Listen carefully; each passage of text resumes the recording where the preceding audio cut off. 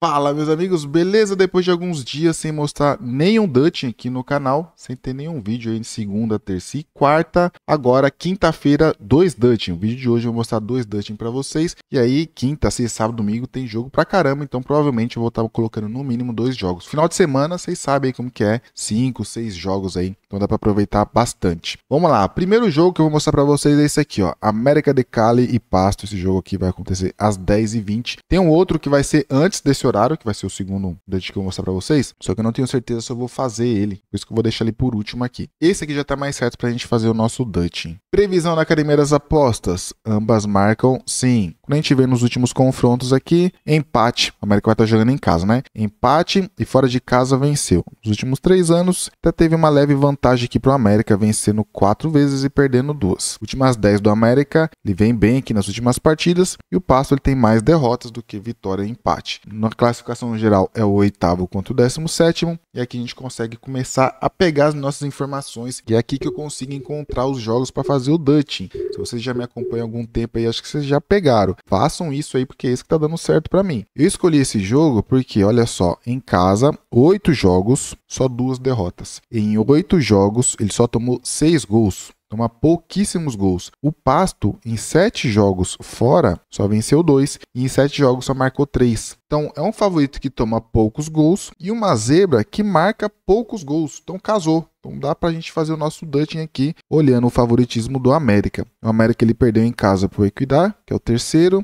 e pro 14º. Já o Pasto ele perdeu para a maioria aqui, venceu o 14º, coincidência, e venceu o Pereira, que é o 5º. Mas olha só, quando ele ganha é o placar mínimo, e quando ele perde, geralmente é o placar mínimo também. É 1-0, né? Média de gols marcados do América 1,75 e do Pasto 0,43. Vocês cortam me dizendo o quê? Mais uma vez, link na descrição. Assina aí para vocês pegarem esses placares aí do final de semana. Então, ele está me indicando aqui 1-0, 2-0, 0-0. 3-0, goleada do mandante. 1-1, 2-1 e 0-1. Ou seja, aqui ele indicou o 0-0, que é um placar neutro, né? Nem favorito nem zebra, o 1-1 e um 0-1. E aí ele está indicando também, com precificação do mercado, um jogo under. Então aqui é meio complicado, aqui é de cada um. Vai ter gente que vai enxergar um jogo under e vai ter gente que vai enxergar um jogo over. Desta forma aqui, pegando esses placares, pegando o 0-0 e o goleado do mandante, ele está me dando um EV de quase 6%. E está me dando um lucro de 15%. Então eu preciso fazer alguma coisa. Ou eu vou tirar a goleada do mandante, acreditando que vai ser um jogo under. Se eu tirar a goleada do mandante, vai para 31%. Ou eu vou tirar o 0-0, acreditando que não vai ser um jogo under, e também vou ganhar 31%, tá vendo? O que eu vou fazer? Isso é de cada um, tá? Eu vou tirar o 0-0.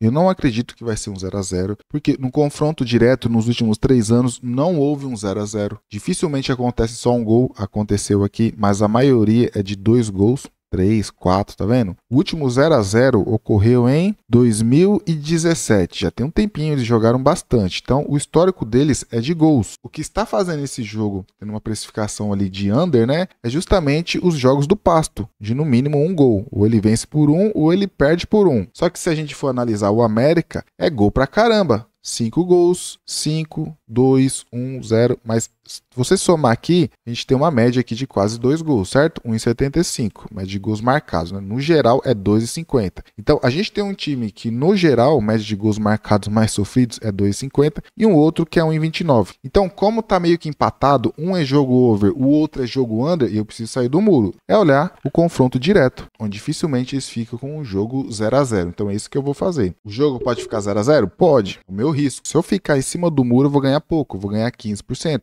Na minha estratégia, eu tenho que ganhar aqui no mínimo 30%. Então, tirando o 0-0 aqui, vou ganhar 31, quase 32%. Lembrando que eu estou gravando esse vídeo 33 horas. Essas odds aqui vão melhorar. Pode ser que aumente esse meu lucro aqui para 34, 35, né? Geralmente é isso que está acontecendo. Então, o mercado especifica um jogo under e ambas marcam não. Se acontecer isso, eu quero que pelo menos ocorra um gol. Porque mesmo que o América de Cali tome um gol e fique under, eu vou estar protegido aqui, ó, no 0-1. Eu só preciso de um golzinho. Saindo desse golzinho, eu acredito que vai ser fácil bater essa nossa aposta. Beleza? Agora vamos para o outro jogo. Outro jogo vai ser à tarde, que vai ser esse aqui. Fenerbahçe e Olympiacos pela Conference League às 16 horas. Esse aqui é o segundo jogo. O primeiro, o Fenerbahçe jogando fora de casa perdeu por 3-2. Então, jogando em casa, a gente já tem uma ideia que esse jogo não pode ser under. O Fenerbahçe tem que ir para cima. E o Fenerbahçe é um time que dificilmente perde jogando em casa. Olhando nos últimos 3 anos aqui, o Fenerbahçe não conseguiu vencer nenhuma vez, porém foi apenas 3 jogos, né? Clicando aqui para aumentar a quantidade de jogos, eles só jogaram 4 vezes, vencendo um amistoso e perdendo um em casa. Nas últimas 10, os dois são bem parecidos, porém eu acredito que devido à necessidade do Fenerbahçe ter que ir para cima, onde dificilmente ele perde jogando em casa, ele perdeu apenas uma vez aqui em casa, que foi pro União Sangluse, o Hangluse, porém o primeiro jogo já tinha vencido por 3-0, então meio que estava tranquilo ali, né? Eu acredito que vai ser um jogo para gols e um jogo que dificilmente o Olympiacos vai vencer. Pode vencer? Pode, mas eu acredito que